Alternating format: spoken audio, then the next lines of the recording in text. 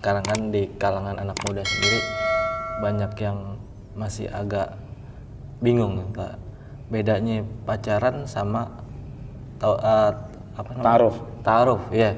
Terkadang kan orang ta'aruf aja ya tetap masih telepon-teleponan sama yang perempuan, ta'aruf. Jadi ta'aruf sama pacaran sama aja gitu.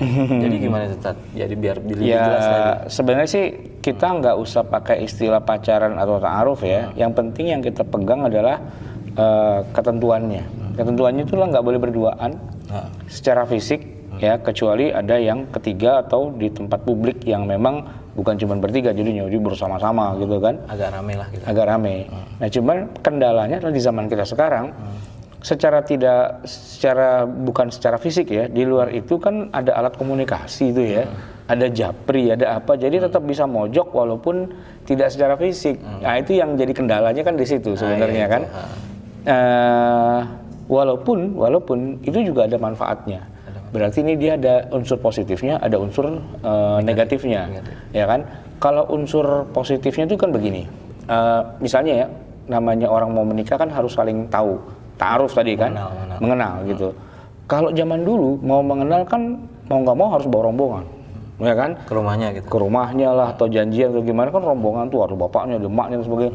Lah mau nanya apa yang sifatnya rada-rada sensi, yang rada pribadi. Kan nggak mungkin gitu nanyanya. Atau mungkin nggak pakai rombongan, pakai utusan, pakai perantara gitu kan, istilahnya mak comblangnya gitu kan, perwakilan. Ya tetap nggak terlalu juga kan, nggak terlalu apa istilahnya, nggak terlalu tepat banget. Iya, nggak bisa. Nah dengan adanya alat komunikasi kayak gitu sebenarnya itu membantu gitu kan, membantu. Kalau misalnya ngelihat langsung malu, lihat fotonya jadi lebih gampang gitu kan. Lihat fotonya, lihat videonya kan gitu ya. Kita ketemu gitu. Iya, sebelum ketemu, terus bisa lihat data-datanya segala macam gitu kan. CV-nya gitu kan. Bahkan bukan hanya CV, melihat misalnya dia punya Instagram, punya Facebook, punya apa gitu kan. Itu kan profilnya jadi bisa kebaca dari situ kan sebenarnya gitu loh. Itu unsur positifnya. Tapi unsur negatifnya ya karena dia ngejapri berdua, akhirnya kalau nggak segera tentuin tanggal, ya jadinya jadi pacaran. Diawali dengan ta'aruf, diteruskan jadi pacaran gitu kan. Karena ini apa istilahnya pendekatan sudah dekat nih, bahkan udah ketemu gitu kan. Ini kalau nggak segera langsung dinikahin, ya jadi masalah itu. Jadi mudarat ya, lagi. Jadi mudarat juga pada akhirnya karena sudah over gitu kan. Nah ketika dia pada batasan yang pas gitu kan, ya target nih menikah 3 bulan lagi. Nah dari sini PDKT nih, ya kan kebetulan memang rumahnya jauh atau luar kota atau luar negeri kan misalnya gitu. Nah itu sangat membantu. Long distance. Ya long distance ta'aruf gitu kan. Banyak yang kasus kayak gitu. Saya punya kenalan yang dia ketemu pertama kali adalah pada saat akad. Hari gini, zaman segini gitu loh. Kalau zaman dulu mungkin dijodohin sama orang tua, iya. Tapi hari gini mana ada orang nggak dijodohin sama orang tua, ketemunya pas akad. Bahkan tidak pakai perantara, tidak pakai apa-apa dan sebagainya. Tapi mereka sudah connect dari awal. Gitu. Foto, video, apa segala macam udah gitu jarak jauh gitu. Jarak jauh kan. Nah itu sangat membantu sebenarnya alat-alat komunikasi seperti itu.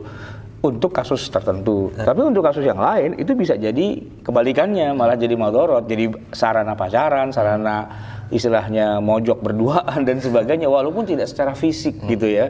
Yang nggak boleh banget itu kan yang fisik gitu kan. Fisik tuh iya maksudnya berduaan, jalan-jalan ke mall apa gitu ya. Atau ajak ke taman gitu. Sebenarnya sih awalnya bertiga sama bapaknya. Bapaknya dititipin di satpam gitu kan. Akhirnya kan dia tinggal berdua gitu. Nah, yang itu yang udah jelas nggak bisanya. Nah, cuman yang agak susah memang alat komunikasi canggih zaman sekarang tuh bisa membuat orang kholwat online gitu. Kholwat online. Dia berduaan tapi secara online gitu kan. Nah, itu yang bisa menjurus ke arah yang kurang lebih sama juga madharatnya itu.